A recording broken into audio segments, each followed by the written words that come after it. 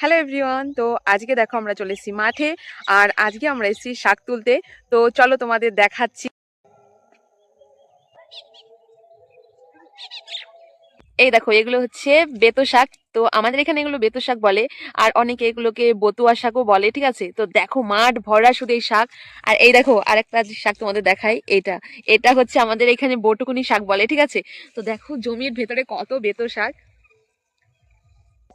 আর এই দেখো এখানে হচ্ছে একজন আলু আলু চাষ গাছ। করেছে একজন। দেখো একজন এখানে আলু চাষ কত করেছে। সুন্দর আলু। কত সুন্দর আলু গাছগুলো দেখো। এই দেখো কত সুন্দর মেথি শাক, একদম টাটকা দেশি মেথি শাক এগুলো। এখানে হচ্ছে পটলের গাছ লাগিয়েছে। ঠিক আছে, তো পটল গাছে দেখো, এই দেখো পটল ধরে রয়েছে। তো এখন সিজন শেষ, তো তো যার জন্য আর কি গাছগুলো নষ্ট হয়ে গেছে। তো সুন্দর পটল হয়ে রয়েছে, দেখেছো? এগুলো না এমনি মানে পাড়ার লোকই সব নিয়ে এমনি খায়। আর দেখো এখানে কত সুন্দর মটর শাক হয়েছে। তোমরা শুধু ডগাগুলো দেখো, তোমরা কিনে যারা খাও এরকম কিন্তু বাজারে কখনোই পাবে না। এটা একদম দেশি মটর শাক, টেস্টি হয় কিন্তু আলাদা এটা। দেখো কত সুন্দর হয়েছে, ভেন্ডি লাগিয়েছে। আর চারিদিকে মানে শুধু তোমরা দেখো, শুধু মাঠ আর মাঠ, কোথাও কোনো বাড়ি বা অন্য কিছুই নেই। মানে যতদূর তোমাদের চোখ যাবে শুধু মাঠ আর মাঠ। মানে এখানে মানে শাক বা সবজির কোনো অভাব নেই।